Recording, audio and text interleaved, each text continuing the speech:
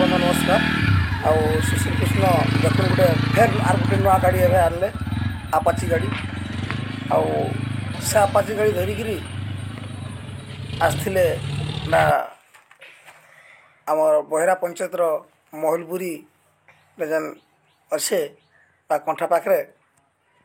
से गाड़ी पूजा कर आसन आ काଣା काଣା करुचन आसुन जन्मा आ देखमा। तो देखुन वर्तमान मंदिर भीतर के प्रवेश कले आमर पूजारी आज्ञा भी असन आर पूजारी आज्ञा काଣା कहूचन सुनुन।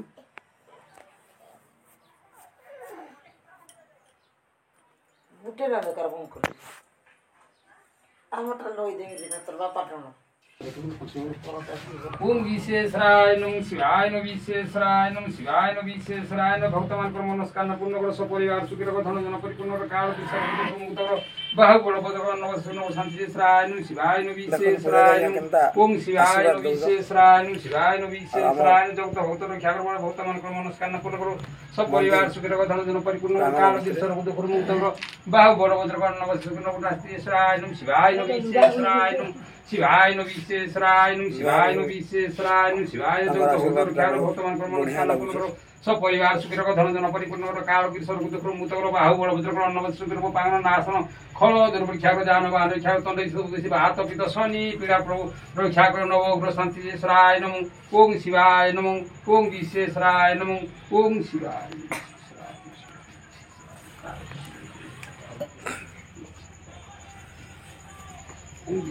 वर्तमान दुनिया रे डर काଣା नहीं कला ई सुशील कृष्ण के डर लगे बोलिकी आज देखुन फेर आर गोटे नुआ गाड़ी धरी आनले आउ डर जगत के देखला के गले केते गुड़े कृष्ण ना कमे तो केते गुड़े कृष्ण शाड़ी भी देखो आशीर्वाद में सायन आउ तले स्क्रीन रे अच्छे देखो गाड़ी पूजा केंती करजन के हिसाब रे करजन ना गाड़ी पूजा करजन देखो तले अच्छे स्क्रीन रे यही आउ ताकर अभिनय केनता हेसी आ केनता लागसी ते देखमा जा ताकर अभिनय कलाकार से केन केन नाच करजन केनता हिसाब रे केनता ताकर शैली अछि के देखो।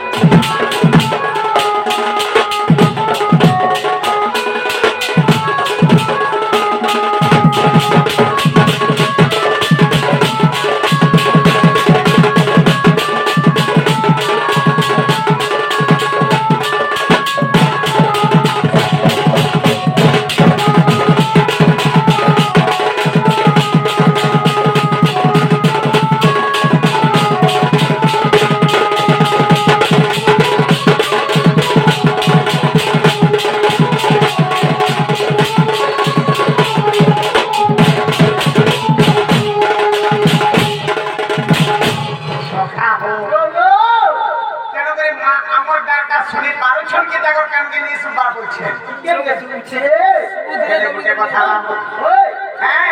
ସନ୍ଥ କବି ଭୀମ ଭାଇ କାଣା ଲେଖିଛନ୍ ମାତାଙ୍କୁ ସେବି ଥିଲେ ସିନା ପିତା ଭେଟ ପାଇ ଅନାଦି ଦରିଆ ହେଲେ ମାକେ ଆମେ ଡାକ ଦଉଁ ମାଙ୍କ ଚଢା ମାନେ ତାଙ୍କ ଚଢା ଦିନରେ ଆମେ ମନ ପ୍ରାଣ ରଖୁଁ ମାନେ ତୁଳସୀ ଆଜ୍ଞା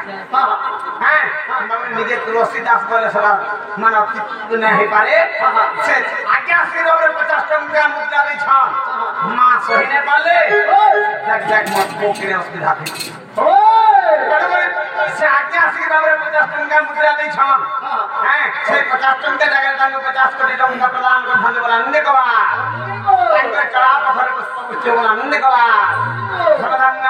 ତାଙ୍କ ସପରିବାର ମଙ୍ଗଳମୟ କରିଥାନ୍ତି ବୋଲା ନୁହେଁ କବା 120 ବର୍ଷକୁ ଆୟୁଷ ଦେଇଥାନ୍ତି ବୋଲା ନୁହେଁ କବା ସଖା ମାକେ ଆମେ ଏନ୍ତାକି ଡାକୁଥିଲେ ମା ଆମର ଡାକ ଶୁଣିଛନ୍ ଭାଇ ଆଜିକାଲି ମା ମାନେ ବାବରେ ପକା ବିଲ୍ଡିଂରେ ରହିଲେ ନା ମା ଗୁଲି ଗମ୍ଭୀରାରୁ ବାହାରବା ଲାଗି ବହୁତ ଟାଇମ୍ ଲାଗିଲା ସଖା କଥା ଅଛି ହେଲେ ମା କାହାକେ କୁହାଯାସି ତାକେ ମା କାହାକେ କୁହାଯାସି ନି ଜାନବା ବିଲକୁଲ नहीं जानवा नहीं जानवा बाबे मା କାହାକେ କୁହାଯାସି ତାକେ ଛୁଆରେ କାମୁସା କାନ୍ଦୁ ଥିସି ମା ତାहे बिल्डिंग ଉପରେ ମାର୍ବଲ ଘର ଭିତରେ ରହିଥିଲେ ବି ସେଟା ମୋ ଛୁଆ କାନ୍ଦନ ବର୍ତିଆ ମା ନଦିଆ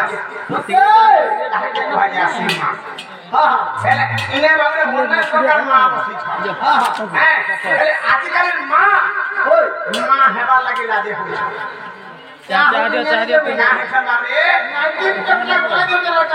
ଦିଅ